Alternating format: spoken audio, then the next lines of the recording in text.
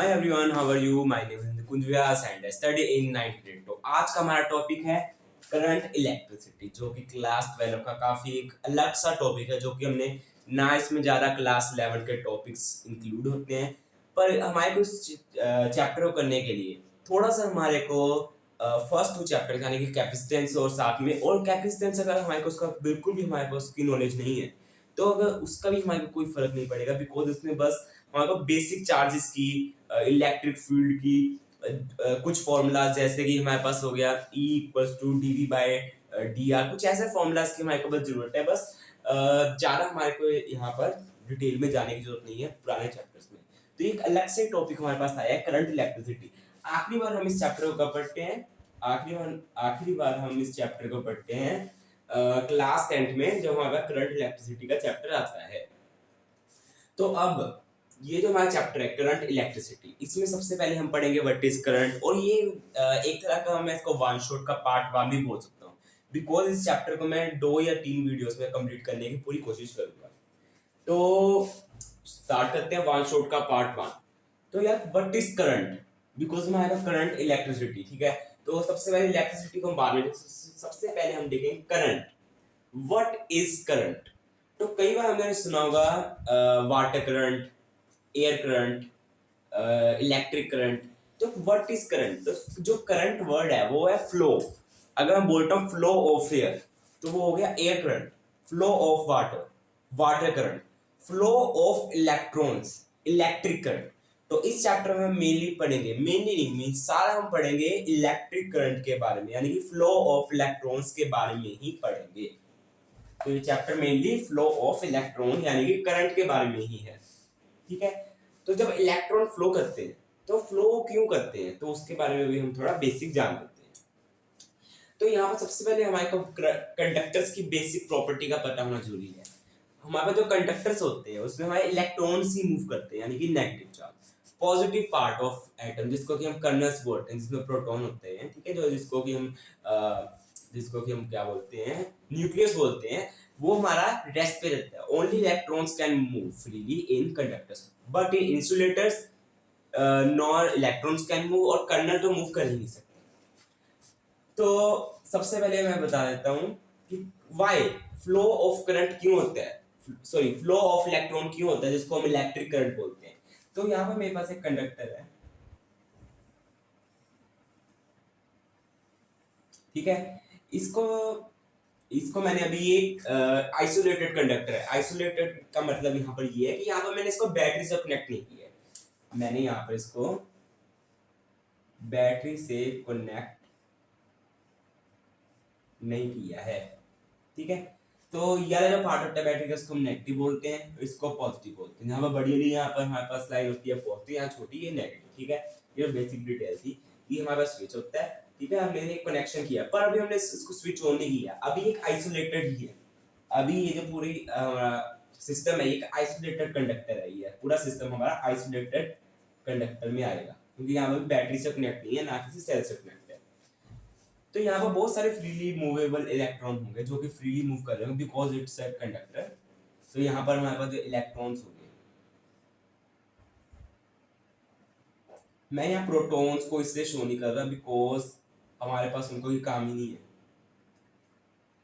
ठीक है।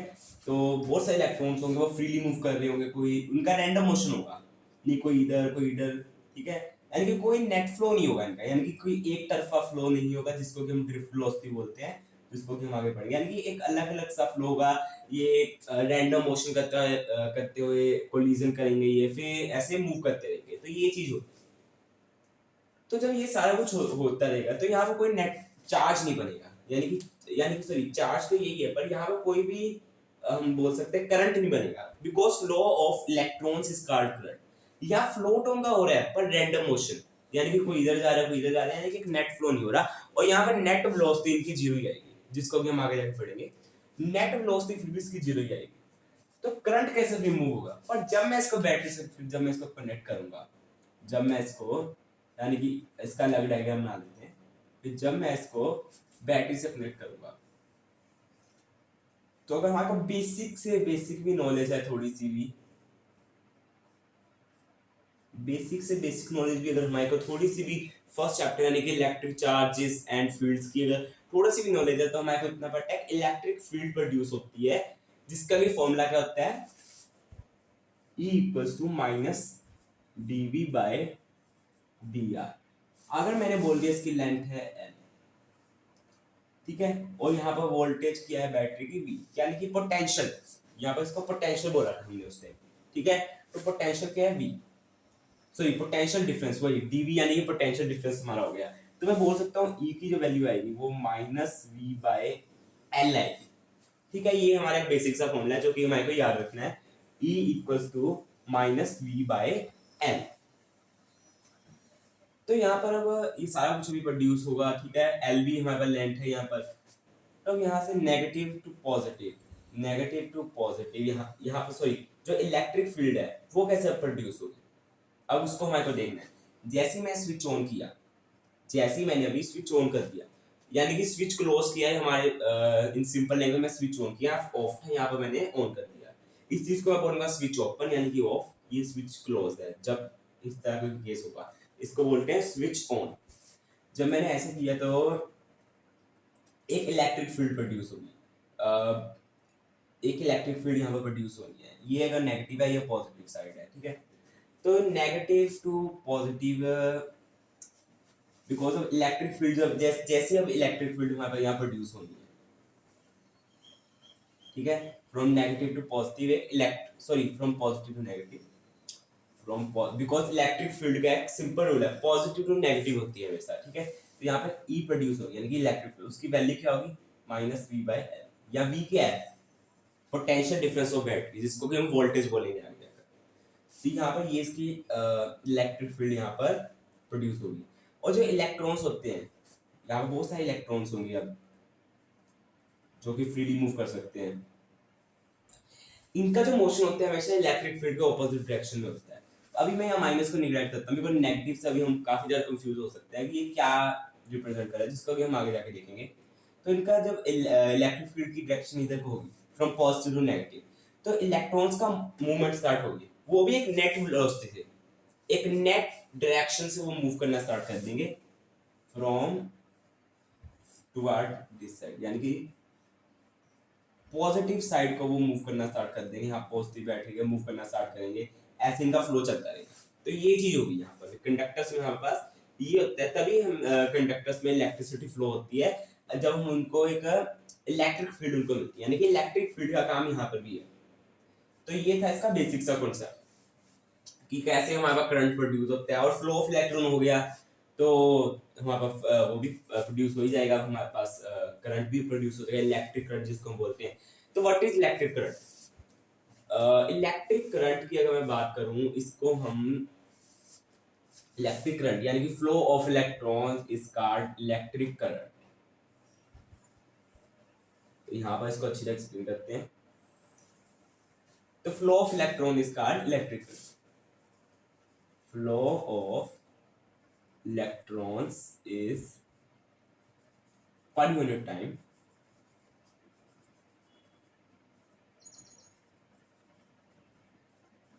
is called electric current, ठीक है, इसको हम बोलते हैं इलेक्ट्रिक करंट। और इसका फॉर्मूला क्या होता है हमारे पास, हमने 10th क्लास में इसका फॉर्मूला सही पढ़ते हैं, जो कि होता है, इसको हम रिप्रेजेंट किससे करेंगे आई से। तो आई इक्वल्स टू हम पढ़ते हैं I equals to Q by T, यानी कि या फिर डेल्टा क्यू बाय टी, हम इतना ही पढ़ते हैं, पर अब हम हमारे पास इसका एडवांस फॉर्म पढ़ना है, और वो ऐसी फॉर्म होगी डिफरेंशिएशन ऑब्वियसली, बिकॉज अगर हमारे पास यहाँ पे एक कांस्टेंट चेंज हुआ तो उसको डेल्टा में भी उसको लेके जा सकते हैं। तो यहाँ वो फॉर्मूला क्या बनेगा I equals to dq by dt, ये हमारे पास इसका फॉर्मूला बनेगा I equals to dq by dt, जो कि होगा इलेक्ट्रिक करंट का फॉर्मूला। और इसको हम काफी तरीके से यूज कर सकते हैं। फॉर एग्जांपल अभी मैं ग्राफ्स की बात करूं तो यहाँ छोटी जगह में इसकी बात कर लेते हैं ग्राफ की, ग्राफ जो कि काफी इंपॉर्टेंट हमारे लिए है, ठीक है। तो ग्राफ की अगर मैं बात करूं, अगर मैं बनाता हूं क्यू एंड टी ग्राफ, इसकी जो स्लोप होगी, इसकी स्लोप वो रिप्रेजेंट करेगी आई को, यानी कि इलेक्ट्रिक करंट को। अगर मैं एक और ग्राफ बना दूं यहाँ पर आई एन टी का, फिर इसका जो बीच का एरिया होगा, यहाँ जो इसका एरिया होगा वो क्या होगा, चार्ज। उस इतने टाइम में अगर इतना हमारे पास यहाँ पर इतना मेरे पास यहाँ पर इलेक्ट्रिक करंट है, तो कितना हमारे पास चार्ज फ्लो हुआ, तो ये सारा हम आगे जाके भी देखेंगे। पर ये बेसिक सी डिटेल थी हमारे पास इस सारी चीज की, इलेक्ट्रिक करंट की मैं बेसिक सी डिटेल बताई है, जो कि हमारे लिए काफी ज्यादा इंपॉर्टेंट है हमारे कॉन्सेप्ट को बिल्ड करने के लिए। तो अब हम बात करेंगे इसकी यूनिट और उसके डायमेंशंस और इसकी डायरेक्शन वगैरह के बारे में, और साथ में बात करें स्केलर है वेक्टर है। तो सबसे पहले बात करते हैं इसकी यूनिट। इसकी यूनिट होती है एम्पेयर।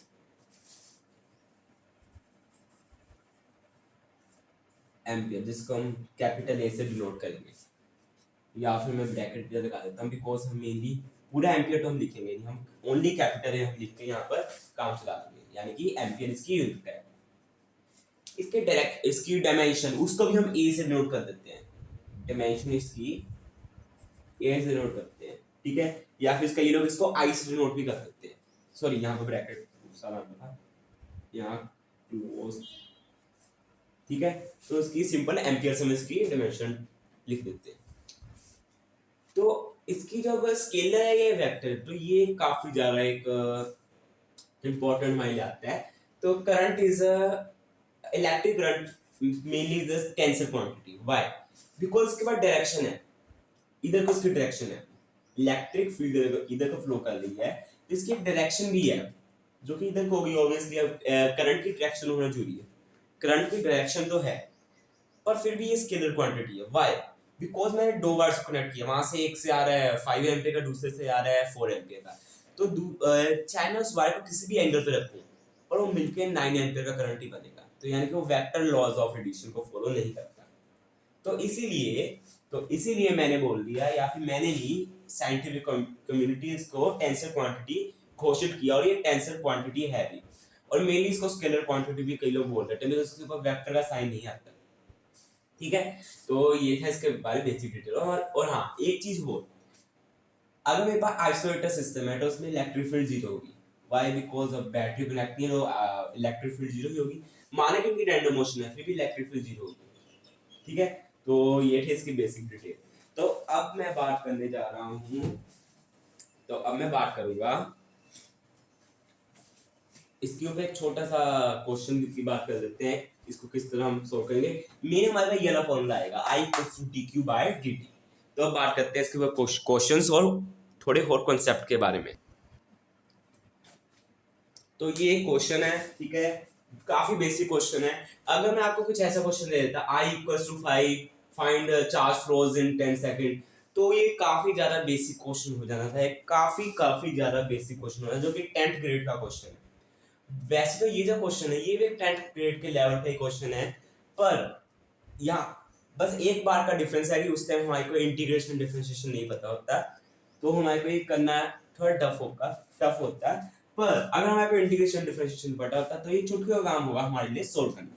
तो अब इसको देखते हैं कैसे सोल्व करना है।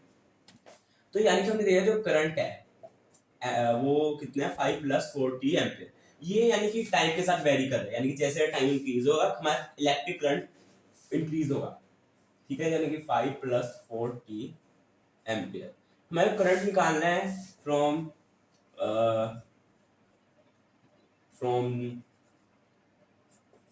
0 टू, मैंने बोल दिया 10 सेकंड, ठीक है।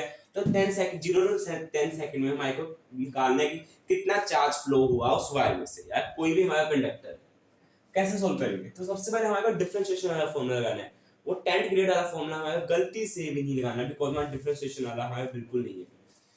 हमारे को लगाना है I = dq/dt। इसको मैं कुछ ऐसे लिख देता हूँ, बिकॉज हमारे पास I भी है T भी है, हमारे को dq निकालना है। मैं लिख दिया dq = I dt। अब मैं बोथ साइड जब यहाँ इंटीग्रेशन का साइन में लगा सकता हूँ, तो मैं बोथ साइड इंटीग्रेशन का साइन लगाऊंगा, तो ये बन जाएगा q, तो हमारे पास आ जाएगा टोटल चार्ज दैट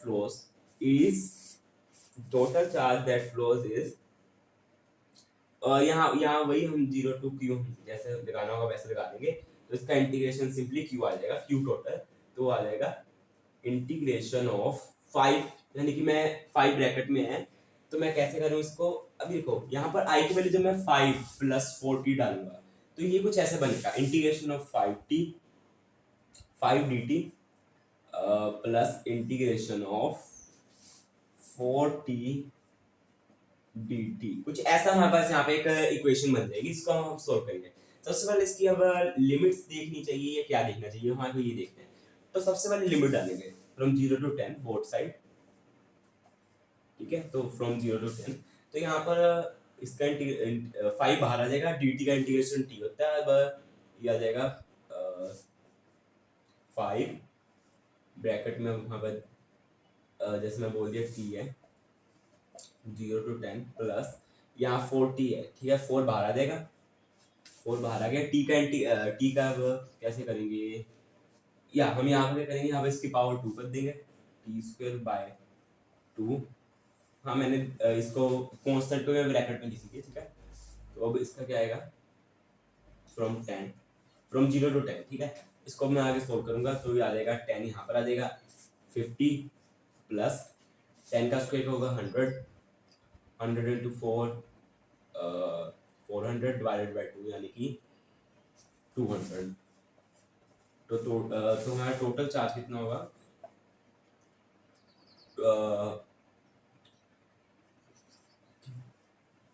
250, यानी कि 250 कूलम्स चार्ज हमारा फ्लो करेगा इतने टाइम में, ठीक है।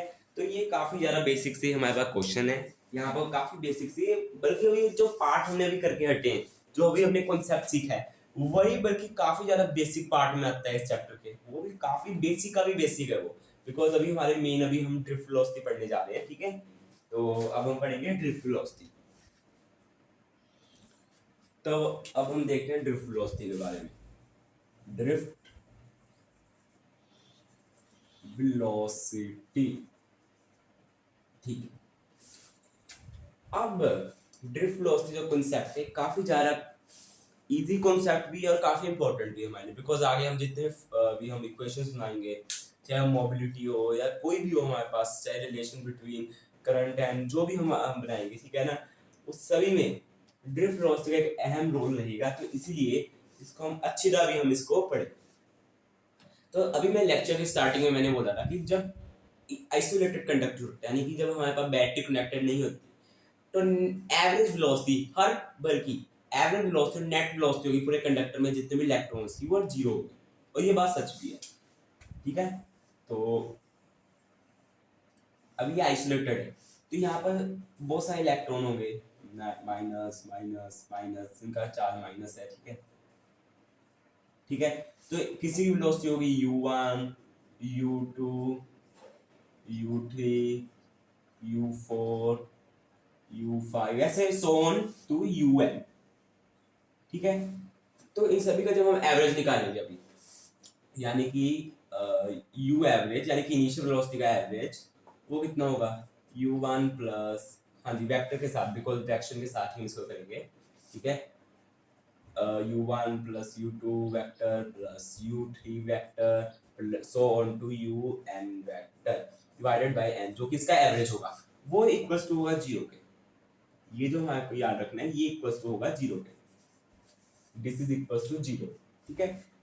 ये एक हमारे पास बन गई इक्वेशन भी, इसको बोल सकते हैं बिकॉज आगे जाके हम इसके इक्वेशन के यूज करने वाले हैं अभी, ठीक है। तो ये एक इंपॉर्टेंट चीज है, यानी कि initial velocity in initial average velocity of every electron net velocity is 0 in isolated conductor. पर जब मैं इसके अंदर अभी बैटरी कनेक्ट करूंगा, उसका भी अभी हम केस देखते हैं।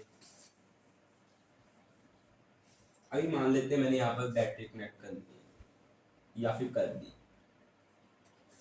तो इसको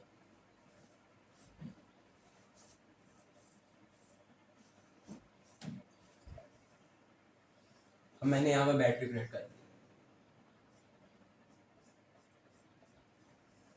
तो सबसे पहले यहाँ पे एक इलेक्ट्रिक फील्ड हमारे प्रोड्यूस होगी, जो कि कुछ पॉजिटिव टू नेगेटिव जाएगी ई।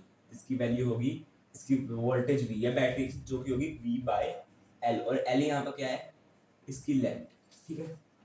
तो इसकी लेंथ पर अभी माइनस की जरूरत नहीं है, ठीक है, मैंने वैसे लिख दिया इसको वी बाय एल। तो यहाँ पर बहुत सारे इलेक्ट्रॉन्स होंगे, ठीक है, वो सारे इलेक्ट्रॉन्स होंगे, तो उनका मोशन इस साइड होगा, सारा नेट मोशन इनका इस साइड होगा। चाहे वो मोशन थोड़ा सा ऐसे हो, पर घूम घुमा के इनका नेट जो सारी एवरेज वेलोसिटी आएगी आफ्टर कनेक्टिंग द बैटरी, वो इसी साइड होगी। ठीक है, वो इस साइड होगी, opposite to the electric field. ठीक है, ये तो हम सभी को पता है। तो अब जब हम इसकी अब एवरेज वेलोसिटी निकालने जाएंगे, सबसे पहले हम यहाँ पर इक्वेशन ऑफ मोशन यूज कर सकते हैं, because velocity is vector quantity है। एक्सेलरेशन भी है बल्कि यहाँ तक की, बिकॉज अचानक जब स्टार्ट हुई एक्सेलरेशन तो हो गई, और जैसे जैसे इनकी वेलोसिटी भी इंक्रीज होती रहेगी। ठीक है, तो देखते हैं इसको। तो सबसे पहले हम निकाल लेंगे अभी फोर्स। फोर्स कितना लगेगा, तो force on one electron is, इसका सबसे पहले फोर्स ऑन वन इलेक्ट्रॉन की अगर मैं बात करूं, तो ये लगेगा हमारे पास एम ए होता है, तो यानी कि एम ए। तो सबसे पहले मैं आप इसकी अगर ई इंटू ई, हाँ फोर्स हमारे पास लगेगा E by E, yes, E into E, यानी कि इसका बल्कि ई क्या है, ई क्या है, यानी कि चार्ज ऑन इलेक्ट्रॉन, जो कि होता है 1.6 multiply by 10 raise to power minus 10 raise to power minus 19 coulombs. ठीक है, यहाँ पर ई मैंने ये डाल दिया। तो मैं बोलूँ acceleration, acceleration on one electron, ये क्या होगा। अब एक्सेलरेशन क्या होता है, वो होता है फोर्स बाय मास। तो सिंपली इसको हम कर देंगे ई ई बाय एम, ये हमारे पास आ गया, एक्सेलरेशन आ गया, इनिशियल वेलोसिटी हमारे पास आ गई। अब इसको जीरो नहीं मानेंगे, बाद में उसको मानेंगे सारा कुछ करके। इनिशियल वेलोसिटी है, एक्सेलरेशन है हमारे पास, ठीक है, एक्सेलरेशन है, इनिशियल वेलोसिटी है, वो टाइम ऑफ कोलिजन भी हम मान देते हैं। Let time of collision of one electron is T1, या फिर सम लेट सम ऑफ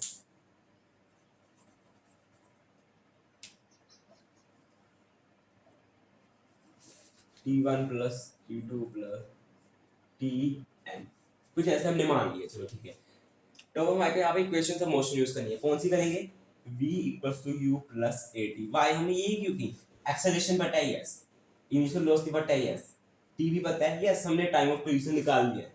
और अगर नहीं निकला तो आगे जाके वो निकाल लेंगे, इसको आगे हमारे को सोल्व करना ही पड़ेगा, तब इसको यूज करेंगे। तो यहाँ पर v, यहाँ पर ये जो है ना, जो एवरेज वेलोसिटी हमारे पास आएगी v, यही एक्सेलरेटेड वेलोसिटी, इसको हम आगे देखेंगे। अब मैंने इस इक्वेशन को हर एक पार्टिकल के लिए यूज कर लिया, हर एक इलेक्ट्रॉन के लिए इंडिविजुअली मैंने इस इक्वेशन को भी यूज करना है, v equals to u plus at। जब मैं इसको यूज करूंगा तो कुछ ऐसा केस होगा, यहाँ पर जगह कम है पर मैं छोटा छोटा लिख देता हूँ। तो कुछ ऐसा होगा, v vector 1 equals to u1 vector, यहाँ पर u है, ठीक है, u1 वेक्टर प्लस यहाँ पर a की वैल्यू डालनी है e m, ठीक है, कुछ ऐसे मैं कर दिया, ठीक है, बहुत सारे मैं ऐसे कर दिया, ठीक है, बाय इंटू टी, T1 मैंने बोल दिया, T1 एक का टाइम ऑफ कोलिजन में T1 बोल दिया, ठीक है। तो ऐसे इसको मैं V1 बोल दिया, ऐसे सोन करते करते मेरे पास कोमा में मैं इसको लिख रहा हूँ, तो Vn की वैल्यू क्या आ जाएगी मेरे पास, UN vector plus EE by MTN, तो कुछ ऐसा आ जाएगा। अब मेरे को इन सभी का एवरेज निकालना है, जब मैं एवरेज निकालूंगा तो यहाँ पर प्लस आ जाएगा डिवाइडेड बाय n, यस, तो वहां पर ये आ जाएगा। अब मैं इसको अगर ध्यान से मैं इसको देखूं तो ये चीज तो कांस्टेंट है, n को इसके साथ डिवाइड करके हमारा कुछ निकलेगा नहीं। जब मैं n को सबसे पहले इन दोनों के साथ मैं इंडिविजुअली प्लस को मैं हटा कर, यानी कि प्लस को हटाना नहीं है, n का पहले मैं u1 के साथ डिवाइड करता हूँ, फिर मैं इस टर्म के साथ डिवाइड करूंगा। तो जब मैं इसको इसके साथ डिवाइड करूंगा फिर हमारा कुछ कैसा केस बनेगा, अब इसको देखते हैं, हमारा कुछ फिर ऐसा केस बनेगा, ये काफी ज्यादा इंटरेस्टिंग होगा इससे। तो हमें कुछ ऐसा केस होने वाला है, यहाँ पर भी n यस। अब यहाँ पर ये केस बनेगा। अब मैंने इन दोनों को एक साथ ले लिया, u और u को मैं एक साथ ले लिया, तो ये क्या बनेगा, n यहाँ कॉमन आ जाएगा क्योंकि एलसीएम लेके इन दोनों को हम प्लस करना है, तो ये कुछ ऐसा बनेगा n by u1 vector plus u2 vector so on to un vector plus यहाँ पर भी n कॉमन आ जाएगा, वही हमारे पास आ जाएगा e by M t1 because ये कांस्टेंट है, ठीक है, इसको मैं कांस्टेंट लेंगे t1 plus t2 plus so on to tn divided by n। ये यहाँ पे इक्वेशन आ गया। इसमें अगर हम देखें u एवरेज है, ये क्या है u एवरेज, और ये क्या है जीरो, तो ये क्या है जीरो, ठीक है, इसको हम बोल देंगे जीरो। और अब ये जो हमारे पास बनी इसको हम क्या बोलेंगे, इसको हम बोलते हैं टाइम ऑफ रिलेक्शन, यानी कि जिसको हम बोलते हैं time total time of collision, जिसको हम कई लोग बोल देते हैं, या फिर इसको हम सबसे बेस्ट इसका नाम है रिलैक्सेशन टाइम, इसको हम टाउ से डिनोट करेंगे, टाउ कुछ इसका ऐसा सिंबल होगा। तो फाइनली अब हमारे एक इक्वेशन बनेगी, वो होगी, अगर मैं अभी लिखूं तो ये जो v एवरेज हमारे पास आई है इसी को हम ड्रिफ्ट वेलोसिटी बोलते हैं, यानी कि v ड्रिफ्ट। इसका मतलब है, मैं समझाऊंगा इसको अच्छे से एक्सप्लेन करकर। ये आएगा e टाउ बाय m, ये ड्रिफ्ट वेलोसिटी का हमारा पहला फॉर्मूला आया है। और मैंने पहला क्यों बोला, बिकॉज इसके अभी काफी फॉर्मूला बनेंगे, एक बनेगा वैसे काफी बन सकते हैं बिकॉज काफी क्वेश्चंस में यूज होगा, ठीक है। तो ये हमारा पहला फॉर्मूला इसका आ गया, पर इस डेरिवेशन में इसका एक ही फॉर्मूला हमें लिख देगा, जो कि होगा e टाउ बाय m। यहाँ पे e क्या है, चार्ज ऑन इलेक्ट्रॉन, जो कि होता है 1.6 multiply by 10 raise to power -19 coulombs. Tau क्या है, टाइम ऑफ इलेक्शन, जो कि हमारे को मिलेगा क्वेश्चन में पहले से, ठीक है। e क्या है, इलेक्ट्रिक फील्ड, अगर नहीं मिली है तो इस फॉर्मूले से निकालेंगे v बाय m क्या, मास ऑफ वन इलेक्ट्रॉन, ये क्या होता है, मास ऑफ वन इलेक्ट्रॉन कितना होता है, तो इसकी जो वैल्यू होती है लगभग होती है 1.9 multiply by 10 raise to power -31 kg कुछ होती है इसकी वैल्यू, ठीक है, अप्रोक्सीमेटली इतनी होती है जो मैंने बोली। इसी को हम ले लें तो हमारा क्वेश्चन सही होगा। तो ये हमारा पूरा केस बना। तो ड्रिफ्ट वेलोसिटी हमने देखा एवरेज वेलोसिटी ऑफ इलेक्ट्रॉन्स है, एवरेज वेलोसिटी ऑफ इलेक्ट्रॉन्स यानी कि net velocity of electrons, but not in isolated conductor. जब बैटरी कनेक्ट है तब जो हमारे पास एवरेज वेलोसिटी इसकी होगी वो है असल में ड्रिफ्ट वेलोसिटी। ये इसका पीछे का मेन इसका कॉन्सेप्ट है, ये इसका पीछे का लॉजिक है। तो ये था मेरा आज का वीडियो जिसमें हमने पढ़ा ड्रिफ्ट वेलोसिटी के बारे में। ड्रिफ्ट वेलोसिटी को यानी कि सिंपली मैं बोलूं ड्रिफ्ट वेलोसिटी तक हमने जितना भी करंट इलेक्ट्रिसिटी था उसका हमने अच्छी तरह रिवीजन कर लिया है, और एक अच्छे लेवल तक हमने रिवीजन कर लिया इसकी, ठीक है। तो अब हम अगले वीडियो में किसके बारे में बात करेंगे, रेजिस्टेंस के बारे में, और उससे पहले हम मोबिलिटी वगैरह, मोबिलिटी हो गया हमारे पास, करंट डेंसिटी हो गया, कुछ ऐसी चीजों के बारे में हम बात करेंगे। So thank you for watching this video, bye.